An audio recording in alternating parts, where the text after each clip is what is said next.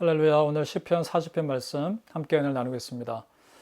오늘 말씀은 우리에게 기도에 대한 중요한 영적인 통찰력을 주고 있습니다. 기도를 과연 어떻게 해야 되는가에 대한 그런 통찰력이죠. 오늘 1절에 보니까 이렇게 되어 있습니다. 내가 여호와를 기다리고 기다렸더니 귀를 기울이사 나의 부르짖음을 들으셨도다.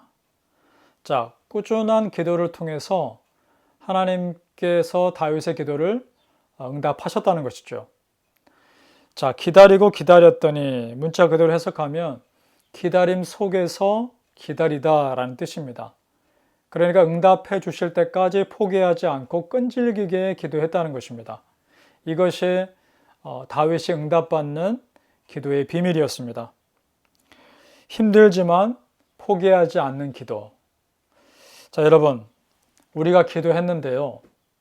왜 여전히 마음이 불안하고 왜 여전히 답답할까요? 그것은 하나님 앞에 충분히 기도하는 시간을 갖지 않아서일 가능성이 아주 높습니다. 이런 것이죠. 걱정돼서 기도하고 불안해서 기도하지만 그 불안한 마음 그대로 잠깐 기도하기 일어나면 그 마음 그대로 남는 것이죠. 기도를 시작하고 하나님 앞에 다 쏟아부었으면 충분히 그런 기도 시간을 보내시고 때로는 침묵하면서 하나님의 뜻이 무엇일까 생각하는 시간도 필요하고요. 찬송하면서 우리 마음을 정돈하는 시간도 필요하고요. 그렇게 충분히 기도하다 보면 적어도 우리 마음이 불안함과 걱정 가운데 기도가 맞춰지는 일은 없을 겁니다. 우리 다윗의 시편을 자세히 보시면 처음엔 불안함으로 시작했다가 나중에 찬양으로 끝나죠. 왜 그럴까요? 다윗은 충분히 기도하는 시간을 가졌기 때문입니다. 다윗의 시편을 보면 그런 비밀이 숨어 있는 것이죠. 다윗이 그렇게 끈질기게 기도하고 충분히 기도하는 사람인 것을 또 알 수 있는 사건이 있는데 밧세바와 낳은 첫째 아들이 죽음의 위기 가운데 있을 때 다윗이 기도하는 모습을 한번 보시기 바랍니다. 시편에 이렇게 되어 있죠. 12절에 다윗이 그 아이를 위하여 하나님께 간구하되 다윗이 금식하고 안에 들어가서 밤새도록 땅에 엎드렸으니 이렇게 되어 있습니다. 밤새도록 기도했습니다. 다윗은 정말 하나님 앞에 끈질기게 기도하는 그런 기도의 사람이었던 겁니다. 그래서 다윗의 그 위기 가운데마다 하나님이 다윗을 지켜주셨던 것 같습니다. 여러분, 우리가 이렇게 충분하게 기도해야 되는 이유는요. 그렇게 기도해야 기도의 결과에 대해서 후회하지 않게 됩니다. 왜냐? 후회하지 않을 만큼 충분히 기도했기 때문입니다. 그래서 하나님의 뜻으로 기꺼이 받아들일 수 있는 마음의 준비가 되는 것입니다. 충분히 기도해야 말이죠. 그래서 우리의 기도 생활을 점검해 볼 필요가 있습니다. 여러분, 정말 오랫동안 충분하게 기도하십니까? 그리고 정말 간절하게 하나님 앞에 기도하십니까? 어떠십니까? 문제가 있을 때마다 기도하는 것 중요합니다. 그런데요, 충분히 기도하는 것은 더 중요합니다. 우리가 그런 기도의 사람 될 수 있길 바랍니다.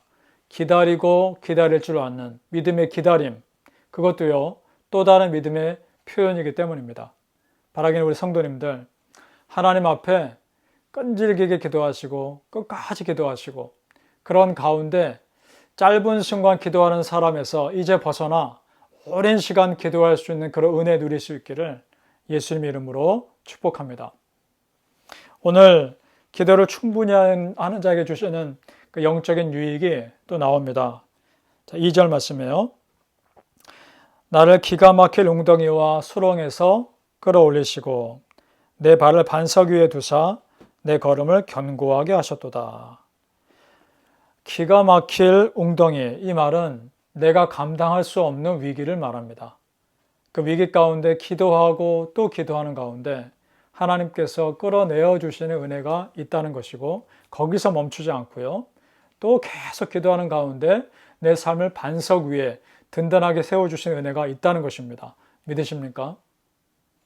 또 하나의 유익은요. 그렇게 오랫동안 하나님과 기도하는 가운데 하나님과 실제로 교제하는 은혜가 있습니다. 주고받는 은혜가 있다는 겁니다. 자, 6절을 보시면 다윗이 기도했더니 하나님께서 이렇게 말씀하십니다.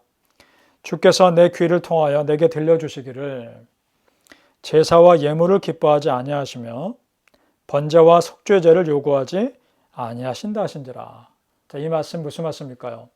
하나님이 정말 원하는 건 형식적인 예배가 아니라 실제로 예배를 원하시지 않는다는 말씀이 아니라 겉으로만 드리는 형식적인 예배를 원하지 않는다는 것이죠. 마음으로 드리는 예배, 실제 삶에서 행동으로 그 모습을 드러내길 원하는 그런 것을 원하신다라고 하나님께서 다윗에게 말씀하고 계시는 겁니다. 자, 그랬더니 8절에 다윗이 반응을 합니다. 이렇게 반응하죠. 나의 하나님이여 내가 주의 뜻 행하기를 즐기오니. 맞습니다. 하나님, 내가 하나님의 뜻을 행하고자 노력하고 있습니다. 라고 반응하고 있는 것이죠. 여러분 어떠십니까?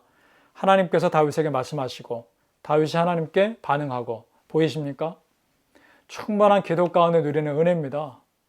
잠깐 짧게 5분, 3분 이렇게 기도하고 나오는 가운데 누리는 것보다는 충분한 시간을 두고 하나님께 마음을 쏟고 교제하면서 누리는 그 깊은 은혜가 분명히 있다는 것입니다. 여러분 그것을 누릴 수 있길 축복합니다. 여러분 우리 꾸준히 기도합시다. 그리고 충분히 기도합시다. 그래서 그것이 내 영의 풍성함을 누리는 지름길임을 믿고요. 바라기는 우리 성도님들 꾸준하고 충분한 기도 가운데 하나님과 주고받는 영적인 은혜 마음껏 누리실 수 있기를 예수님 이름으로 축복합니다.